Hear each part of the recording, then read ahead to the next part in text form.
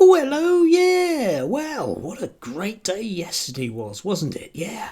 It's a great day to be a sociology teacher when you can, when you can talk about the absolute fecal spectacular that is British politics and British media working in tandem for certain vested interests, if nothing else. Yeah, the day started yesterday with the Daily Telegraph, which actually had as a headline, Jews will never forgive Labour for recognising Palestine. Yeah, I didn't get a screenshot at the time. This is from their rolling, scrolling feed on the day, because, of course, we have to have a rolling, scrolling feed on the day because it's a reform announcement. So, yeah, Israel has declared that British Jews will never forgive Labour for Sir Keir Starmer's decision to recognise Palestinian statehood, which started me off in the morning because I was thinking, oh, hang on a second, isn't lumping all Jews together anti-Semitic?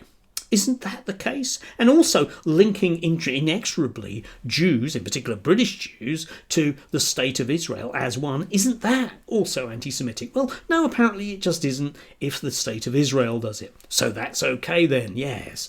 Gosh, isn't it great that the one country with Jewish people in the world can just simply make up its own rules? It's almost like they are definitely chosen. Yes. Now, am I being anti-Semitic? I honestly don't know, because it appears the state of Israel and certainly the Daily Telegraph, in terms of its headline writers, don't have any idea either. So why not, eh? Yes, later on we had the gorgeous and pouting Suella Braverman, a woman who is basically a failed politician, isn't she? Yeah. Do you remember she was going to stop the boats at least twice? Got fired as Home Secretary and then came back because she had to stop the boats and then didn't. But that didn't quite work out. And then she stood for party leader and basically everyone laughed and didn't vote for her. Didn't even get on the ballot.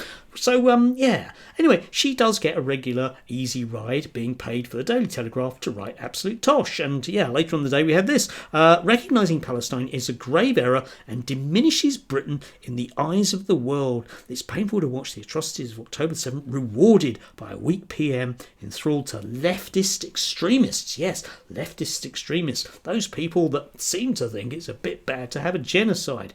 Oh, eh? Yeah, the sort of people that, vote for have food as a right. Oh, we'll come on to that one. But the thing about that is, well, what exactly is this in the eyes of the world? Exactly who are we talking about? Because if you think about it, on a regular basis in the UN, whenever there are votes, the vast majority of the world, hundreds of countries tend to vote against what Israel is doing. And yet, in Suella's world, the eyes of the world are a handful of nations that, well, presumably are the USA and Israel itself. Because I give you this, for example, back in 2021, there was a vote about having food as a right in the UN. 2 countries voted against that. Israel, I wonder why.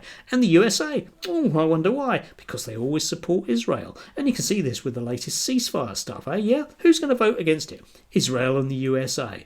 Maybe us as well, if we're feeling really devilish, like just capitulating to American imperialism. That's great, isn't it? And yeah, just on a similar one, you can see the way that this works. There was actually a vote as well in 2024 against the UN, ongoing for no reason whatsoever, US embargo against Cuba, because after all they're no longer a communist country and I don't know, pose no threat to anybody, what with their high ratio of doctors and other stuff, yeah? But who voted against that? Well, yeah, it was the USA, quelle surprise, of course they did, and Israel voted for them, yay! And another country who I can't even spot on the map. So you can see in Suella's world, the entire world is just people that she's concerned about, that broadly speaking agree with her particular view of the world. Yes, that's everybody, which must by definition include you. Yes, lumping all people together. We can see quite how wrong that was yesterday. Still, that didn't matter because, of course, the big news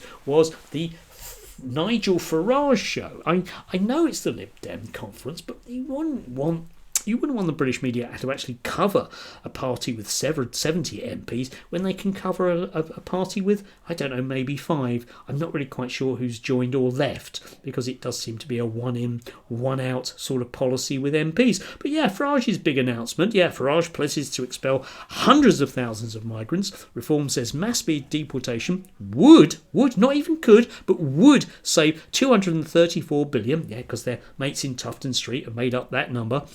As it warns Boris wave, which Nigel stood all his MPs down for to make sure that that Boris would win, migration would take critical toll of the welfare system. Yes.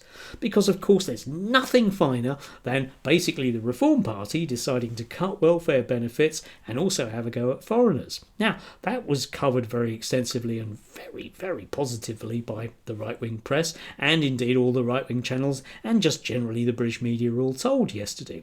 And then the penny started to drop that actually it might not be such a good idea, because, of course, these people came here with, with the expectation that they would be able to stay, under the old rules and actually make a life for themselves.